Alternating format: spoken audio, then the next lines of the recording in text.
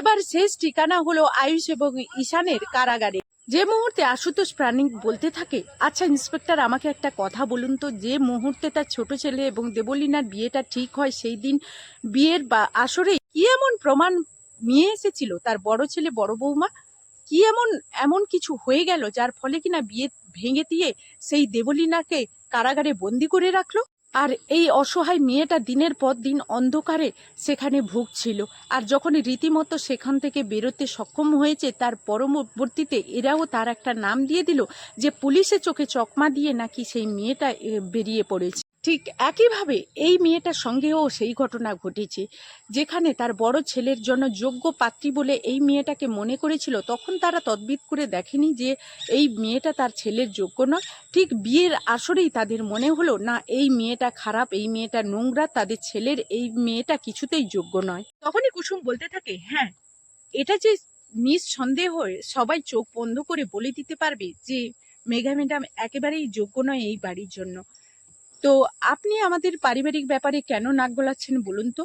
আপনি কি এটা বুঝতে পারছেন না যে উনি আমাদের বাড়ির যোগ্য কিনা? তখনই আশুতোষ প্রাণিক বলতে থাকে যে আলবাত আমি নাক গলাবো। এই কথা বলা মাত্রই তখনই ইন্দ্রাণী গাঙ্গুলি বলতে থাকে, আশুতোষ প্রাণিক আমাদের ব্যক্তিগত শত্রুতা এইখানে আমাদের সংসার জীবনে টেনে নিয়ে এলে তাহলে কিন্তু আপনার পরিণাম ভয়ানক হবে। অন্যদিকে আশুতোষ প্রাণিক বলতে থাকে, ইন্সপেক্টর আপনি হয়তো আমার কথাগুলো বুঝতে পারবেন যে আমি যে সমস্ত প্রমাণ আপনাকে দেখাচ্ছি সেগুলো দেখুনই। আশুতোষ প্রাণিক বলতে থাকে, এই ছেলে ইন্দ্রাণী গাঙ্গুলির ছোট ছেলে এরকম হাজার হাজার মেয়েদের জীবন নষ্ট করেছে, আর তার একটা জলজন্ত প্রমাণ আপনাদের কাছে নিয়ে এসেছি। তখনই ইন্সপেক্টর বলতে থাকে, কোথায় নিয়ে আসুন তাকে। এই কথা বলা মাত্রই তখনই আশুতোষ প্রাণিক ঈশিতাকে সেখানে নিয়ে আসে। আর ঈশিতাকে দেখা মাত্রই তখনই ঈশান বলতে থাকে, ঈশিতা তুমি তুমি এখানে কি করছো? এই কথা বলা মাত্রই তখনই আশুতোষ প্রাণিক বলতে থাকে যে ইন্সপেক্টর আপনি বুঝতে পেরেছেন, ওদের মধ্যেও একটা সম্পর্ক ছিল, তাই এখানে ঈশিতা আসার সঙ্গে সঙ্গেই ওর ছোট ছেলে চিনতে পেরে গেছে। এই মেয়েটার কাছে এই ইন্দ্রাণী গাঙ্গুলির ছোট ছেলে ঈশান গাঙ্গুলি প্রতিনিয়ত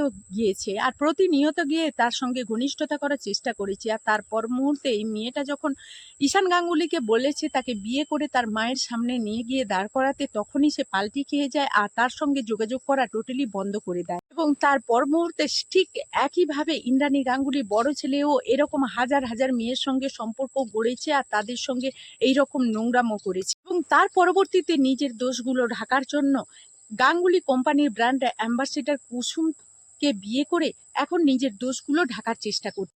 তাহলে এদের মতো ছেলেদের কি কোনো রকম সুষ্ঠু বিচার হবে না? এই কথা বলা মাত্রই তখনই ইন্সপেক্টর বলতে থাকে, ম্যাডাম ইন্দ্রাণী গাঙ্গুলি আপনি যদি ভেবে থাকেন যে বারবার এরকম অন্যায় করে অন্যায়গুলোকে ঢাকা দিয়ে আপনি আইনের চোখকে ফাঁকি দেবেন, তাহলে কিন্তু আপনি এটা ভুল করছেন। এই কথা বলা মাত্রই সেখানে প্রেসের লোকেরা হাজির হয়ে যায়। তখনই মিডিয়ার লোকেরা বলতে থাকে, এইভাবে আর কত ছেলেদের দোষ ঢাকবেন বলুন তো মিস্টার ইন্দ্রাণী গাঙ্গুলি? আপনারা হলেন নারী জাতির কলঙ্ক, কারণ আপনারা মেয়েদের উপরে এইরকম অন্যায় হতে আপনারা দেখেন এবং অন্যায় করতেও মানুষদেরকে সাহায্য করেন। এর জন্য আপনাদেরকে অনেক শাস্তি পেতে হবে। এই কথা বলা মাত্রই তখনই ইন্সপেক্টর আয়ুষ এবং ঈশানকে গ্রেপ্তার করে। তো বন্ধুরা, এই ছিল কুসুম ধারাবাহিকের নতুন আপডেট। আবারও নেক্সট আপডেট নিয়ে আপনাদের সামনে হাজির হয়ে যাব। ততক্ষণ সবাই ভালো থাকুন।